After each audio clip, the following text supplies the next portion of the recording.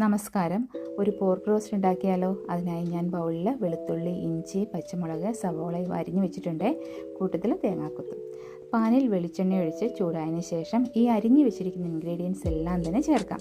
വരണ്ടു വരുന്ന സമയത്ത് മഞ്ഞൾപ്പൊടി, മുളക് പൊടി, കുരുമുളക് പൊടി, മല്ലിപ്പൊടി ഇവ ചേർത്ത് കൊടുക്കാവേ. ഇതെല്ലാം നല്ലവണ്ണം വരട്ടിയെടുക്കണേ. അപ്പം ഞാനിവിടെ കുക്കറിൽ